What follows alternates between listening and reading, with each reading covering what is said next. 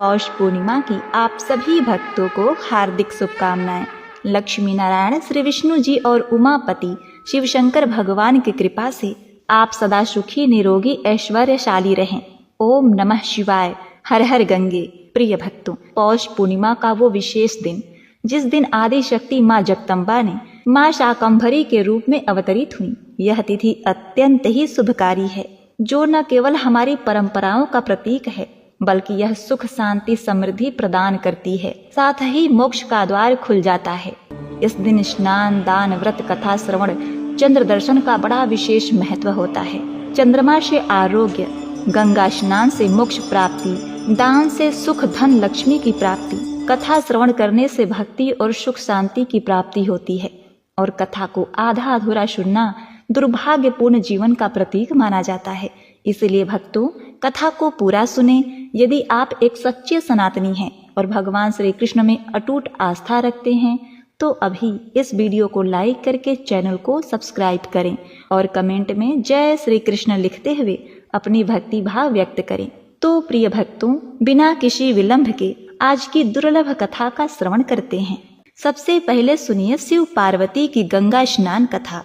एक बार माता पार्वती ने भगवान शिव से पूछा कि हे स्वामी, मेरे मन में प्रश्न उठ रहा है और वह प्रश्न यह है कि क्या गंगा जी में स्नान करने वाले सभी प्राणी निष्पाप हो जाते हैं?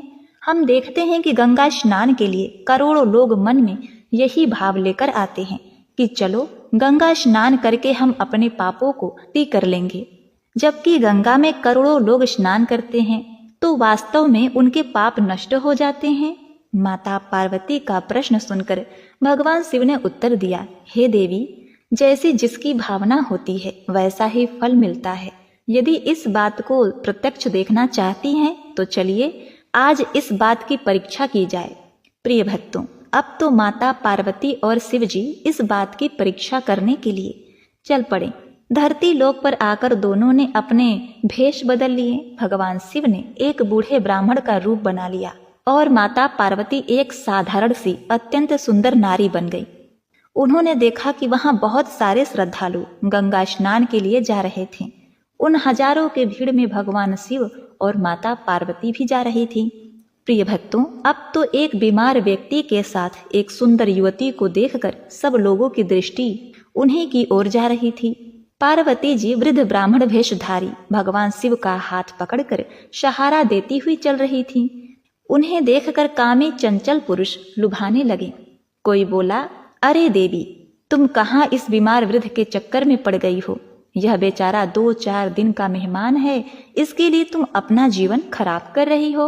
इसे छोड़ो और हमारे साथ चलो, हम तुम्हें महारानी की तरह रखेंगे। और कोई कह रहा था कि बेचारी की किस्मत ही फूट गई जो इस बूढ़े के साथ ब्याह कर दी गई। सब लोग अपनी अपनी भाषा में विचारों के अनुरूप ही कहते जा रहे थे। कोई कह रहा था कि बूढ़े की किस्मत बड़ी अच्छी है जो इतनी सुंदर जवान स्त्री से विवाह हुआ है। वहां जितने लोग थे सब गंगा स्नान के लिए जा रहे थे। माता पार्वती जी उन सब की बातें सुन रही थी और अनसुना करते हुए आगे बढ़ती जा रही थी। आगे जाकर भगवान शिव एक कीचड़ भरे गड्ढे में गिर पड़े। पार्वती जी वहीं बैठकर रोने लगी। हजारों लोग उनके सामने से गुजर रहे थे। पार्वती जी को रोता हुआ देखकर लोगों ने पूछा, हे देवी, तुम क्यों रो रही हो?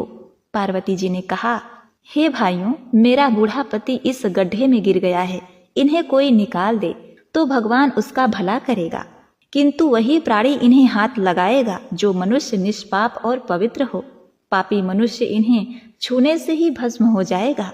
उस सुंदर स्त्री की ऐसी बातें सुनकर सबको संशय हुआ कि अगर हम में भी कुछ अपवित्रता हुई तो कहीं हम भस्म न हो जाएं।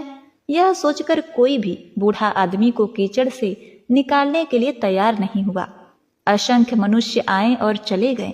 कोई उस सुंदर स्त्री को देखकर हंसता तो कई उन्हें देखकर ठिठोली करते। कई लोगों ने तो ये भी कहा कि क्यों इस बूढ़े के पास बैठी है, पड़े रहने दे इसे कीचड़ में, यूं ही मरा जाएगा और तेरा पीछा भी छूट जाएगा। तुम इसे छोड़ो और हमारे साथ चलो। प्रिय भक्तगणों, बहुत सारे श्रद्धालु हर हर गंगे, पार्वती पते, हर हर महादेव का उद्घोष करते हुए जा रहे थे, पर उस व्यक्ति को कीचड़ से निकालकर परोपकार का ध्यान किसी के मन में नहीं था। धीरे धीरे शाम हो गई। लाखों लोग गंगा स्नान करके लौट गए।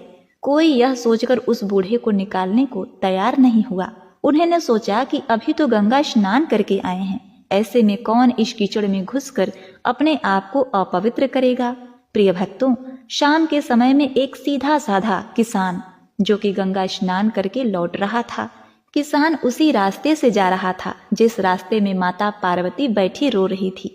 पार्वती जी को रोता देखकर किसान ने पूछा, बहन तुम क्यों रो रही हो और इस गड्ढे में पड़ा व्यक्ति यह कौन है? पार्वती जी बोली, भैया यह बूढ़ा व्यक्ति मेरा पति है। यह बेचारे सुबह से इस कीचड़ के गड्ढे में पड़े हैं, कोई भी इन्हें निकालने को तैयार नहीं। यह सुनकर किसान ने प्रसन्न होकर कहा, चिंता ना करो बहन, गंगा जी तो सब पापों का नाश कर देती हैं। मैं अभी गंगा स्नान करके पाप मुक्त हुआ हूँ, लाओ मैं इन्हें निकाल देता हूँ। इतना कहकर किसान उस कीचड़ के गड्ढे में कूद गया और उस बूढ़े व्यक्ति को निकालकर बाहर ले आया। उसी समय भगवान शिव उस बूढ़े ब्राह्मण के रूप से परिवर्तित होकर अपने प्रत्यक्ष रूप में उसे दर्शन दिया और कहा, बस हे पार्वती, जिसका मन वचन वाणी और अंतःकरण पवित्र है, जिसके अंदर परोपकार की भावना रहती है, जिसका हृदय दया और करुणा से भरा हुआ है, जिसे गंगा स्नान के फल पर पूर्ण विश्वास है, उसे ही गंगा स्नान का फल प्राप्त होता है। वैसे तो लाखों करोड़ों लोग गंगा स्नान का भाव लेकर आते हैं, पर उसमें से पवित्र मन और परोपकार की भावना किसी किसी में होती है, जिसका भाव यदि घर पर ही शुद्ध ना हो तो गंगा स्नान करने से कोई लाभ नहीं। शुद्धता मन और विचार में होनी चाहिए। शरीर की पवित्रता तो संसार का विषय है, ईश्वर का विषय तत्व आंतरिक भावनाएं हैं। जिसकी जैसी भावनाएं होती हैं, शरीर से भी वह वैसा ही करता है। जिसका मन दुखी पीड़ित असहाय को देखकर ना रोया, उस पर ईश्वर कृपा कभी नहीं होती। पवित्र विचारों की गंगा में अपने आप को स्नान कराओ, तभी गंगा स्नान का वास्तविक फल प्राप्त होता है। इसीलिए संसार के लोग धन संपदा होने के बाद भी सुखी नहीं हैं। कारण यह है कि मन की स्थिरता, विचारों का बिखराव, भावों की अशुद्धता और गंगा स्नान से उन्हीं भक्तों को पापों से निवृत्ति मिलती है जिनका मन पवित्र और अंतरात्मा परोपकार की भावना से भरी रहती है। तो प्रिय भक्तगणों, इस प्रकार माता पार्वती और शिव जी ने पूर्णिमा के दिन ही उस किसान को भरपूर आशीर्वाद दिया। आगे शिव और पार्वती जी ने उस किसान को दीर्घ आयु और सुख समृद्धि का आशीर्वाद दिया और वहां से कैलाश पर्वत के लिए अंतर्ध्यान हो गए। तो प्रिय भक्तगणों, यह था शिव पार्वती गंगा स्नान कथा। अब पूर्णिमा की सबसे प्रमुख कथा का श्रवण करते हैं। प्रिय भक्तगणों, कथा को शुरू करने से पहले हे विष्णु भगवान, हे लक्ष्मी माता, हे उमापति भोलेनाथ भगवान, जो भक्तगण इस 32 पूर्णमासी व्रत कथा को श्रद्धा प्रेम से सुन रहे हैं, उन्हें संसार में यश बढ़ाने वाला संतान तथा अपार धन संपदा प्रदान करना। गणेश भगवान की जय। पद्म पुराण के अनुसार द्वापर युग में एक समय की बात है। यशोदा जी ने कृष्ण जी से कहा, हे कृष्ण, तुम सारे संसार के उत्पन्न करता, पोषक तथा उसके संहार करता हो। आज कोई ऐसा व्रत मुझसे कहो जिसके करने से मृत्यु लोक में स्त्रियों को विधवा होने का भय न रहे तथा यह व्रत सभी मनुष्यों की मनोकामनाएं पूर्ण करने वाला हो। कृष्ण कहने लगे, हे माता, तुमने अति सुंदर प्रश्न किया है। मैं तुमसे ऐसे ही व्रत को विस्तार पूर्वक कहता हूँ। हे माँ, सौभाग्य की प्राप्ति के लिए स्त्रियों को 32 पूर्णमासियों का व्रत करना चाहिए। इस व्रत के करने से स्त्रियों को सौभाग्य संपत्ति मिलती है। यह व्रत अचल सौभाग्य देने वाला एवं भगवान शिव के प्रति मनुष्य मात्र की भक्ति को बढ़ाने वाला है। यशोदा जी कहने लगी, हे कृष्ण, सर्वप्रथम इस व्रत को मृत्यु लोक में किसने किया था, इसके विषय में विस्तार पूर्वक मुझसे कहो। तब भगवान श्री कृष्ण कहने लगे कि इस भूमंडल पर एक अत्यंत सुप्रसिद्ध राजा चंद्रहास थे। उनकी बहुत ही सुंदर कार्तिका नाम की एक नगरी थी। वहां पर धनेश्वर नाम का एक ब्राह्मण रहता था और उसकी स्त्री अति सुशीला रूपवती थी। दोनों ही उस नगर में बड़े प्रेम के साथ रहते थे। घर में धन्य धान आदि की कमी नहीं थी, किंतु उनको एक बहुत बड़ा दुख था कि उनके कोई संतान नहीं थी। इस दुख से वह अत्यंत दुखी रहते थे। एक समय एक बड़ा तपस्वी योगी उस नगर में आया। वह योगी उस ब्राह्मण के घर को छोड़कर अन्य सभी के घरों से भिक्षा लाकर भोजन किया करता था। रूपवती से वह भिक्षा नहीं लिया करता था। उस योगी ने एक दिन रूपवती से भिक्षा न लेकर किसी अन्य घर से भिक्षा लेकर गंगा किनारे जाकर प्राप्त भिक्षा को प्रेम पूर्वक खा रहा था। अब क्या था, धनेश्वर ने योगी का यह सब कार्य किसी प्रकार से देख लिया। अपने घर भिक्षा ना लेने और अपने अनादर से दुखी होकर धनेश्वर योगी से बोला, महात्मन, आप सब घरों में भिक्षा लेते हैं, परंतु मेरे घर की भिक्षा कभी नहीं लेते। इसका कारण क्या है? योगी ने कहा कि निसंतान के घर की भिक्षा पतितों के अन्न के तुल्य होता है। ये पाप के समान है और जो पतितों का अन्न खाता है वह भी पतित हो जाता है। चूंकि तुम निसंतान हो, अतः पतित हो जाने के भय से मैं तुम्हारे घर की भिक्षा नहीं लेता हूँ। धनेश्वर यह बात सुनकर अपने मन में बहुत दुखी हुआ और हाथ जोड़कर योगी के पैरों में गिर पड़ा तथा बड़े ही दुखी भाव से विनती करने लगा। उसने कहा, हे महाराज, यदि ऐसा है तो आप मुझको पुत्र प्राप्ति का उपाय बताइए। आप सर्वज्ञ हैं, सब कुछ जानते हैं, मुझ पर अवश्य ही यह कृपा कीजिए। धन की मेरे घर में कोई कमी नहीं है, परंतु मैं पुत्र न होने के कारण अत्यंत दुखी हूँ और मेरी पत्नी भी अत्यंत दुखी रहती है।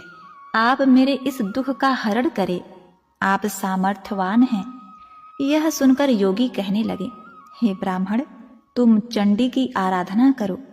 अब क्या था, उस ब्राह्मण ने उस महात्मा को प्रणाम किया और घर आकर उसने अपनी स्त्री से सब वृत्तांत कहा और स्वयं तप के निमित्त वन में चला गया। प्रिय भक्तगणों, अब आगे सुनिएगा। वन में जाकर उसने चंडी की आराधना की और उपासना किया। चंडी ने 16वें दिन उनको स्वप्न में दर्शन दिया और कहा, हे धनेश्वर, जा, तेरे पुत्र होगा, परंतु वह 16 वर्ष की आयु में ही मृत्यु को प्राप्त हो जाएगा।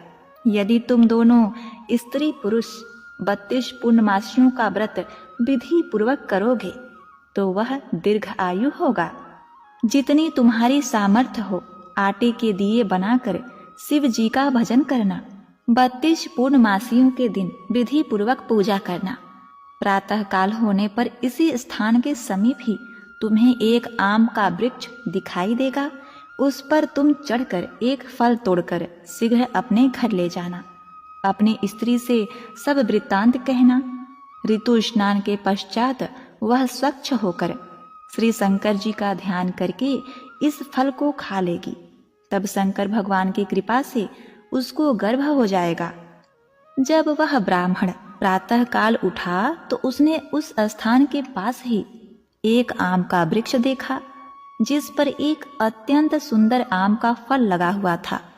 उस ब्राह्मण ने उस आम के वृक्ष पर चढ़कर उस फल को तोड़ने का प्रयास किया, परंतु वृक्ष पर कई बार प्रयत्न करने पर भी वह चढ़ नहीं पाया।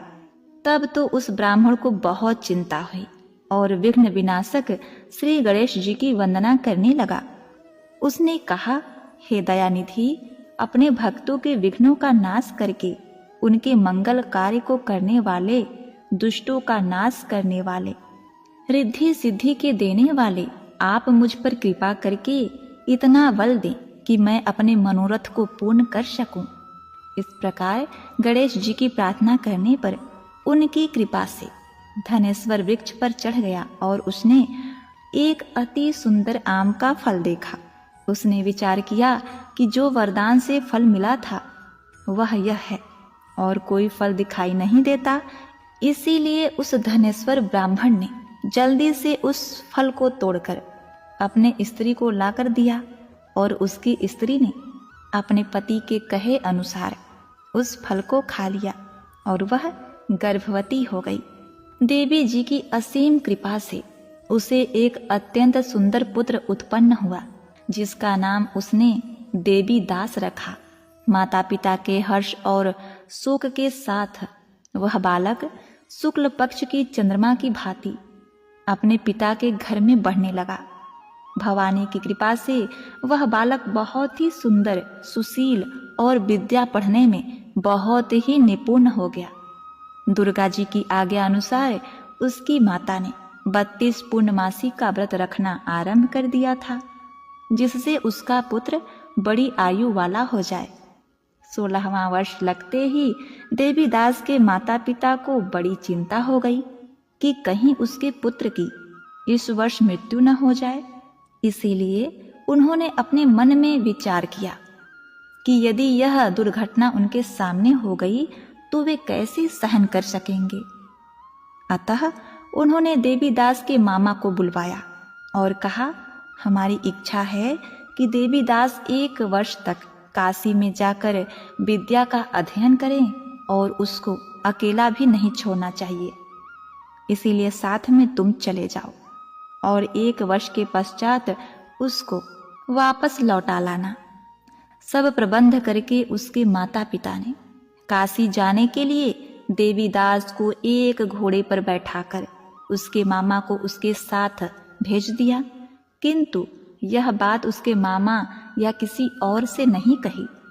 धनेश्वर ने अपनी पत्नी के साथ अपने पुत्र की मंगल कामना तथा दीर्घ आयु के लिए भगवती दुर्गा की आराधना और पूर्णमासियों का व्रत करना आरंभ कर दिया। भगवान विष्णु की आराधना की। इस प्रकार बराबर 32 पूर्णमासी का व्रत पूरा किया। कुछ समय पश्चात एक दिन वो दोनों मामा और भांजा मार्ग में रात्रि बिताने के लिए किसी गांव में ठहरे थे। उस दिन उस गांव में एक ब्राह्मण की अत्यंत सुंदरी, सुशीला, विदुषी और गुणवती कन्या का विवाह होने वाला था। जिस धर्मशाला के अंदर वर और उसकी बारात ठहरी हुई थी, उसी धर्मशाला में देवीदास और उसके मामा भी ठहरे हुए थे। संयोगवश कन्या को तेल आदि चढ़ाकर मंडप आदि का कृत किया गया तो लग्न के समय पर वर को मृगी का दौरा पड़ा।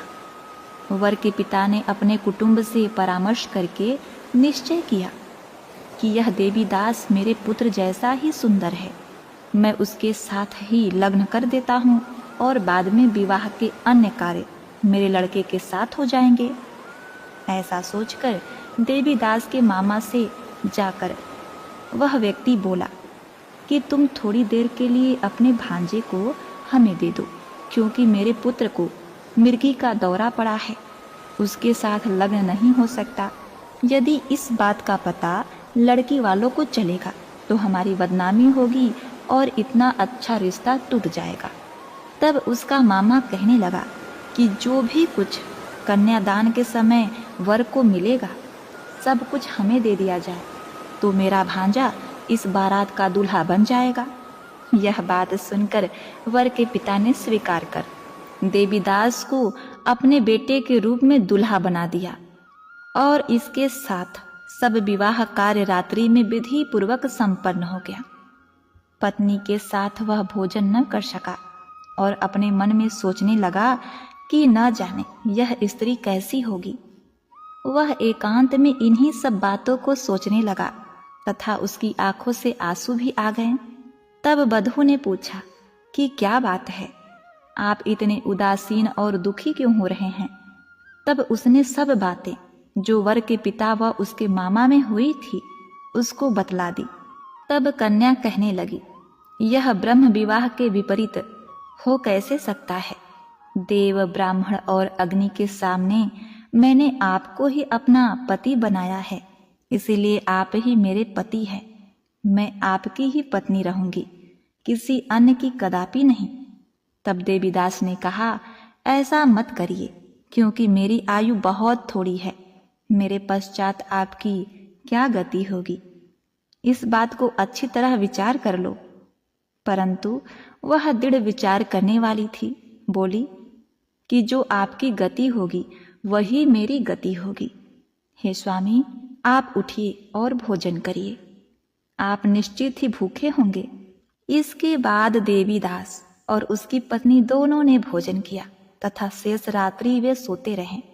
प्रातःकाल देवीदास ने अपनी पत्नी को 3 नगों से जड़ी हुई एक अंगूठी दी, एक रुमाल दिया और बोला, हे प्रिय, इसे लो और संकेत समझकर स्थिर चित्त हो जाओ।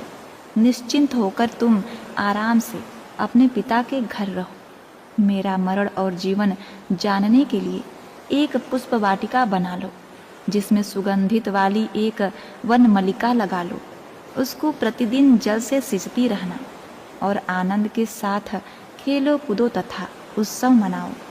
जिस समय जिस दिन मेरा प्राणांत होगा, मैं मरूंगा, ये फूल सूख जाएंगे और ये फिर हरे भरे हो जाएं, तो जान लेना कि मैं जीवित हूँ। देवीदास यह समझाकर वहाँ से चला गया। प्रातः काल होते ही वहाँ पर गाजे बाजे बजने लगे और जिस समय विवाह के कार्य समाप्त करने के लिए वर तथा सब बाराती मंडप में आए, तो कन्या ने वर को भली प्रकार से देखकर अपने पिता से कहा, यह मेरा पति नहीं है, मेरा पति वही है जिसके साथ रात्रि में मेरा विवाह हुआ था। इसके साथ मेरा विवाह नहीं हुआ है। यदि यह वही है तो बताए, मैंने इसको क्या दिया? कन्यादान के समय जो मैंने आभूषण आदि दिए थे उन्हें दिखाए तथा रात में मैंने कौन सी गुप्त बातें इससे कही है वो बताए। ये सब सुनकर पिता ने उसके कथन अनुसार वर को बुलाया। कन्या की यह सारी बातें सुनकर वह कहने लगा कि मैं कुछ नहीं जानता। इसके पश्चात लज्जित होकर वह अपना सा मुंह लेकर चला गया और सारी बारात भी अपमानित होकर वहां से लौट गई। प्रिय भक्तगणों, भगवान श्री कृष्ण आगे कहते हैं, हे माता, इस प्रकार देवीदास काशी विद्या अध्ययन के लिए चला गया।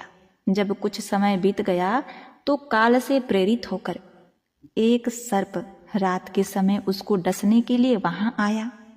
उस विषधर के प्रभाव से उसके शयन का स्थान चारों ओर से विष की ज्वाला से विषैला हो गया। माता पिता के पूर्णमासी व्रत करने के प्रभाव से वह सर्प उसको काट नहीं पाया, क्योंकि पहले ही उसके माता ने 32 पूर्णमासी का व्रत कर रखा था। इसके बाद दोपहर के समय स्वयं काल वहां आया और उसके शरीर से उसके प्राणों को निकालने का प्रयास करने लगा, जिससे वह मूर्छित होकर पृथ्वी पर गिर पड़ा। भगवान की कृपा से उसी समय पार्वती जी के साथ श्री शंकर भगवान वहां आ गए। उनको मूर्छित दशा में देखकर पार्वती जी ने भगवान शंकर से प्रार्थना की और कहा, हे स्वामी, इस बालक की माता ने पहले 32 पूर्णमासी का व्रत किया था, जिसके प्रभाव से हे भगवान आप इसको प्राणदान दें। भवानी के कहने पर भक्त वत्सल भगवान शिव शंकर जी उसको प्राणदान दे दिए। इस व्रत के प्रभाव से काल को भी पीछे हटना पड़ा और देवीदास स्वस्थ होकर बैठ गया। उधर उसकी स्त्री उसके काल की प्रतीक्षा किया करती थी।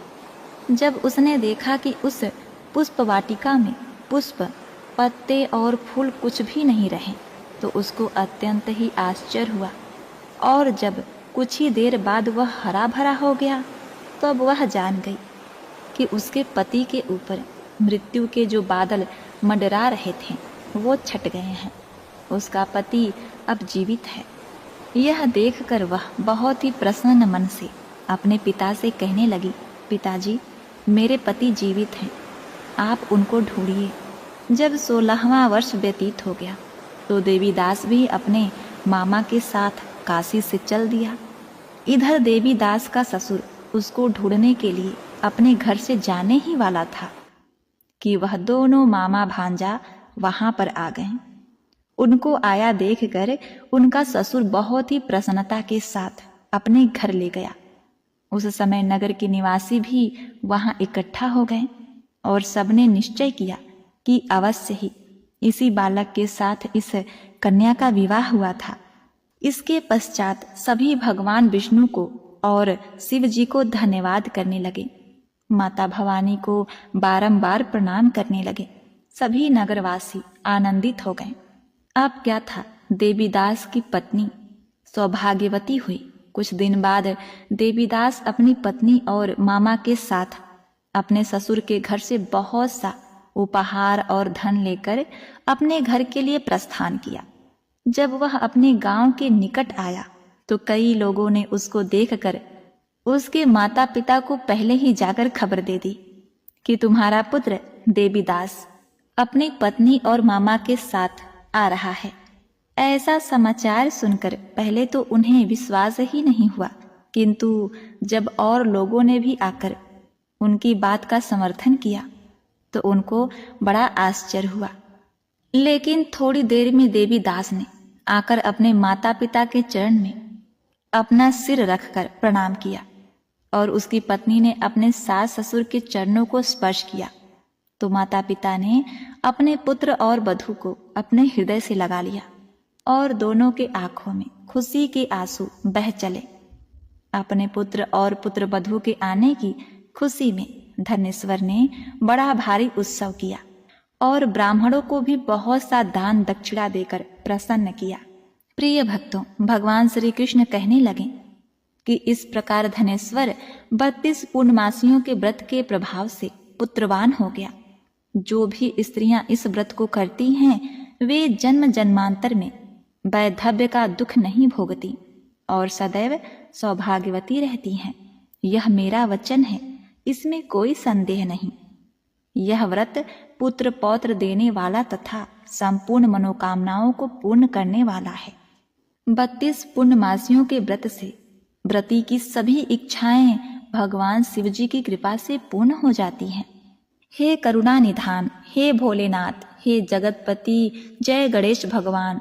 जिस प्रकार आपने ब्राह्मण के पुत्र की रक्षा की, देवीदास की पत्नी को सौभाग्यवती बनाया, उसी प्रकार इस कथा कहानी को सुनने वाले, कहने वाले और हुंकारा भरने वाले भक्तों पर अपनी कृपा बनाए रखना। उनको सौभाग्य, सुख, पुत्र और सर्व संपदा देना। जय माता लक्ष्मी। ओम नमः शिवाय। पार्वती पते हर हर महादेव।